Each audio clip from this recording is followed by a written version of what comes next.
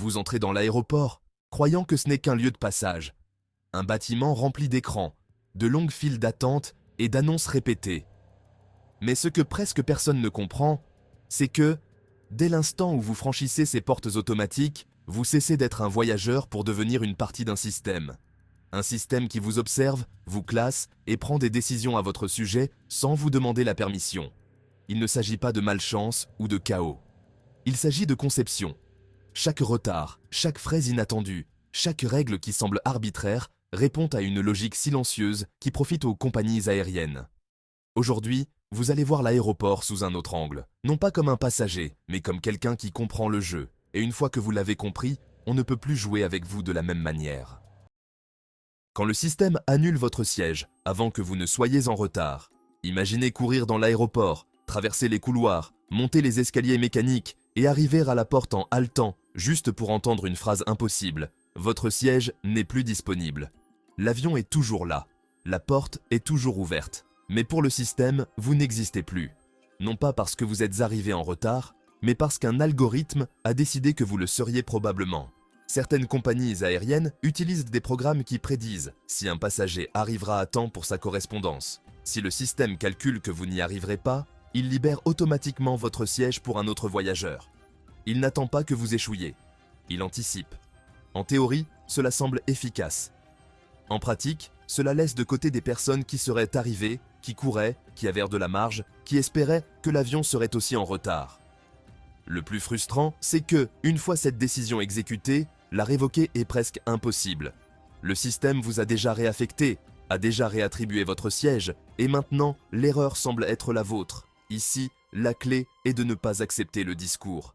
Demander si l'annulation était prédictive change tout, car si c'est le cas, vous n'avez pas manqué le vol. On vous l'a retiré. Et cette différence active des droits que beaucoup de compagnies aériennes préfèrent que vous ignoriez. L'overbooking silencieux qui décide qui vole. Lorsque vous achetez un billet, vous supposez que votre siège existe, qu'une personne a réservé un espace physique pour vous à l'intérieur de l'avion. En réalité, bien souvent, vous n'avez acheté qu'une probabilité.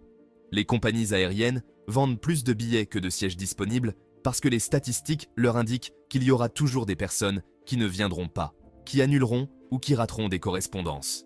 Le problème survient lorsque tout le monde arrive. À ce moment-là, le système doit choisir. Et ce choix n'est pas aléatoire. Les premiers à être écartés sont généralement ceux qui génèrent le moins de valeur, ceux qui ont payé moins cher, ceux qui n'ont pas de statut, ceux qui ne réclament pas, ceux qui acceptent sans discuter. Le surbooking n'est pas annoncé, il est géré en silence.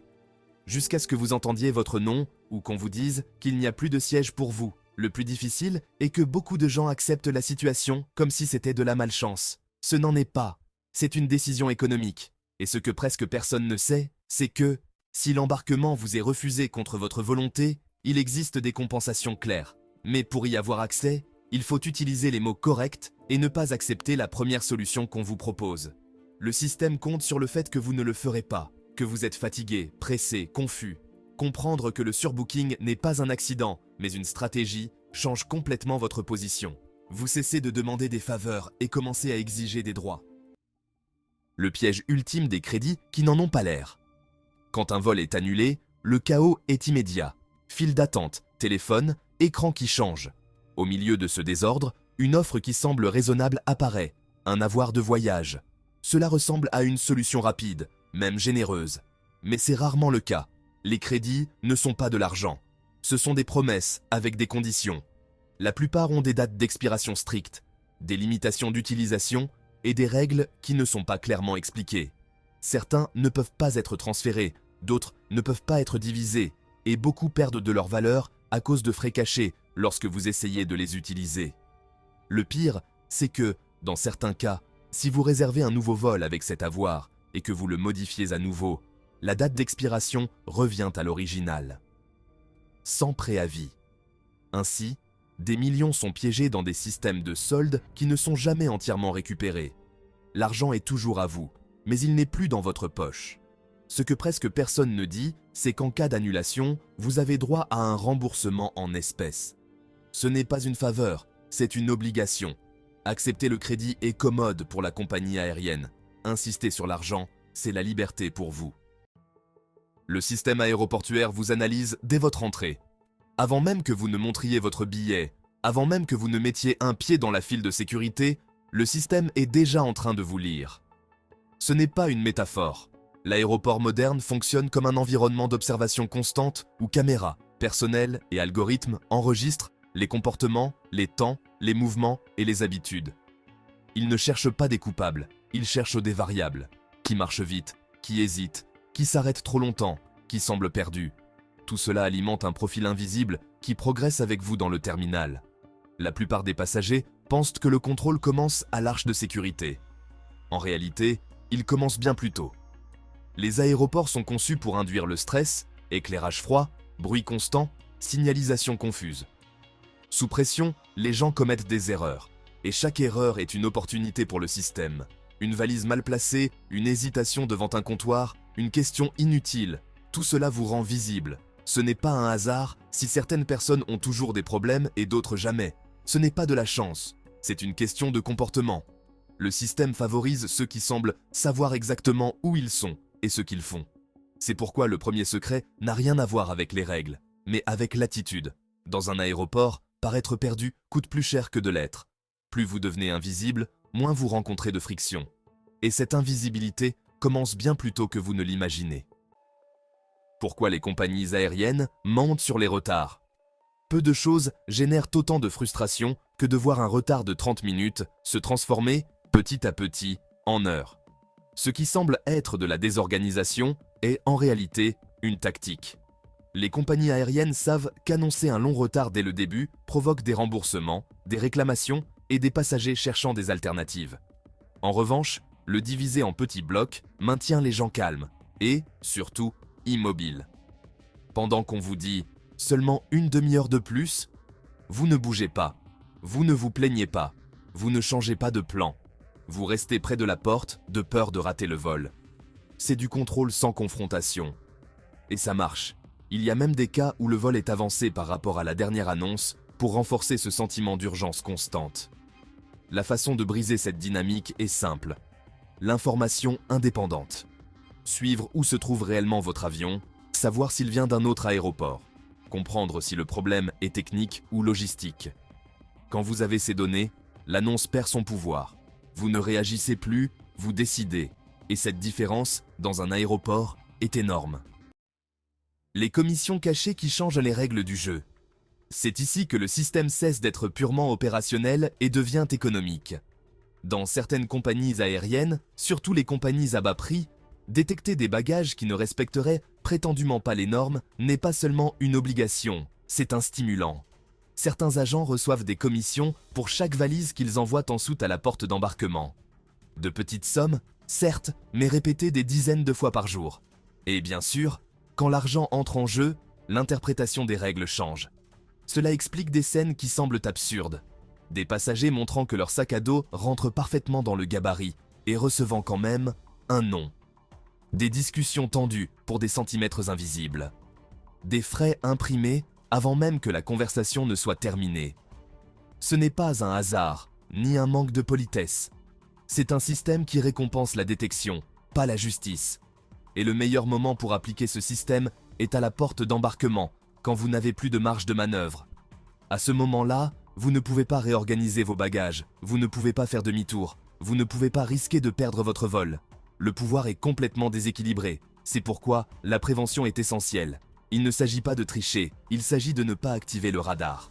Une valise qui semble petite évite une conversation qui ne jouera jamais en votre faveur.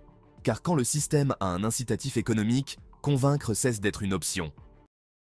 Comment la sécurité lie votre corps sans que vous le sachiez? Au contrôle de sécurité, tout le monde regarde la même chose. Les plateaux, les chaussures, les ordinateurs portables, les liquides. Mais pendant que vous vous concentrez à ne rien oublier, la sécurité observe autre chose.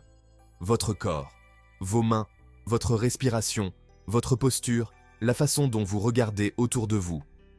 Pendant des années, le personnel a été formé pour détecter les indicateurs de stress comme s'il s'agissait de signaux de danger. Le problème est que le stress dans un aéroport est universel. Tout le monde est fatigué, pressé ou nerveux. C'est là qu'apparaît le grand piège psychologique. Quand une personne sait qu'elle est observée, Elle essaie de paraître innocente, et en le faisant, elle en fait trop. Mouvements rigides, sourires forcés, regards fuyants. C'est exactement le contraire de ce qui fonctionne. Le système ne récompense pas la comédie, il récompense la normalité. Celui qui semble être passé par là 100 fois suscite moins d'intérêt que celui qui semble jouer un rôle. L'ironie est cruelle. Plus vous vous efforcez de montrer que vous ne cachez rien, plus vous vous faites remarquer. La sécurité ne peut pas lire dans les pensées, mais elle peut mal interpréter la nervosité. C'est pourquoi le vrai secret n'est pas de feindre le calme, mais de l'accepter. Mouvement simple, réponse courte, respiration lente. Ne pas trop observer, ne pas éviter de regarder. L'aéroport punit ceux qui luttent contre l'environnement et laisse passer ceux qui s'y adaptent. Comprendre cela réduit les contrôles supplémentaires, les retards et les questions inutiles sans que vous ayez à faire quoi que ce soit de spécial. Le piège silencieux du gabarit à bagages.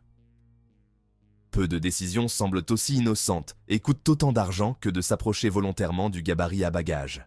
Il est là, métallique, visible, presque provocateur. Beaucoup de passagers le voient et pensent que vérifier si leur bagage rentre leur apportera la tranquillité d'esprit. En réalité, c'est tout le contraire. Au moment où vous introduisez votre valise dans ce gabarit, sans que personne ne vous l'ait demandé, vous cédez le contrôle. À partir de là, la décision ne vous appartient plus. Le système fonctionne de manière très simple. Si votre bagage ne rentre pas parfaitement, même de quelques millimètres, l'agent a l'autorité absolue de vous obliger à l'enregistrer. Il n'y a pas d'appel possible, peu importe que personne ne vous ait remarqué avant. Peu importe que la valise ait passé d'autres vols sans problème. Vous avez activé le processus, et une fois activé, le résultat est presque toujours le même. Paiement immédiat et sans discussion. L'erreur n'est pas de ne pas connaître les mesures. L'erreur est de jouer sur le terrain du système. Les voyageurs les plus expérimentés ne proposent jamais leur bagage à la vérification si ce n'est pas obligatoire. Ils savent que, tant que personne ne regarde, il n'y a pas de conflit. Et s'il y a des doutes, ils essaient loin du personnel, dans des zones calmes, où l'on peut encore ajuster, mettre une veste supplémentaire ou redistribuer le poids. Dans l'aéroport moderne, prouver que vous respectez les règles ne vous protège pas. Cela vous expose. L'astuce du siège de sortie de secours. Après tant de règles en votre défaveur, c'est l'un des rares moments où le système peut être plié à votre avantage. Les sièges de sortie de secours sont vendus comme un luxe, avec des prix qui peuvent sembler absurdes pour quelques centimètres supplémentaires. Mais ce qui n'est pas dit, c'est que ces sièges ne sont pas toujours attribués pour de l'argent. Bien souvent, ils sont attribués par nécessité. Les équipages n'y placent pas n'importe qui. Ils recherchent des personnes qui transmettent calme, coopération et confiance. Quelqu'un qui ne génère pas de problème et qui, le cas échéant, peut suivre des instructions. Cette évaluation ne se fait pas pendant le vol, elle se fait avant. Au comptoir, à la porte, même pendant l'embarquement. Et elle est étonnamment humaine. Ici, il ne sert à rien d'exiger. Il faut offrir. Une attitude détendue, un sourire, une phrase simple au bon moment peuvent faire toute la différence. Il ne s'agit pas de jouer un rôle, mais de faciliter le travail de celui ou celle qui décide. Et si cela ne fonctionne pas, il y a une autre couche du système. Parfois, déjà à bord, quelqu'un assigné à cette rangée ne remplit pas les conditions requises et doit être changé. Qui recherche-t-il en premier? Celui qui est proche, disponible et ne génère pas de friction. Ce n'est pas de la chance, c'est du positionnement. Comprendre cela change complètement votre façon de voir un plan de siège. Et, de temps en temps, cela vous fait économiser de l'argent et des heures d'inconfort. L'erreur invisible avec les bagages avant l'embarquement. Bien avant le début de l'embarquement, le destin de nombreuses valises est déjà scellé. Pendant que les passagers attendent, assis, absorbés par leur téléphone ou écoutant les annonces, les agents de porte font quelque chose de plus important que de taper sur leur ordinateur. Ils observent. Ils scannent la salle comme un radar silencieux. Ils ne cherchent pas des personnes, ils cherchent des volumes. Des valises rigides, des sacs à dos qui dépassent, des roues trop grandes. À ce moment-là, vos bagages sont déjà en cours d'évaluation, même si personne ne vous a rien dit. Voici le détail que presque personne ne comprend. Peu importe que votre valise respecte exactement les dimensions, l'important est qu'elle semble les respecter. La perception est reine. Une valise voyante, de couleur claire ou aux formes rigides, attire l'attention même si elle est dans les limites autorisées. En revanche, un sac sombre, souple, au bord doux, se rétrécit visuellement. Il ne se fait pas remarquer. Et dans un système qui fonctionne à la vitesse, ce qui ne se fait pas remarquer passe souvent inaperçu. Quand l'embarquement commence, beaucoup pensent que le contrôle débute à ce moment-là. Erreur. Si un agent décide mentalement que votre bagage est problématique, aucune conversation ne sera possible par la suite. Peu importe ce que vous argumentez ou ce que vous démontrez. La décision a déjà été prise quelques minutes auparavant, alors que vous étiez encore assis. C'est pourquoi, le moment le plus important pour protéger vos bagages n'est pas la file d'attente, c'est l'attente.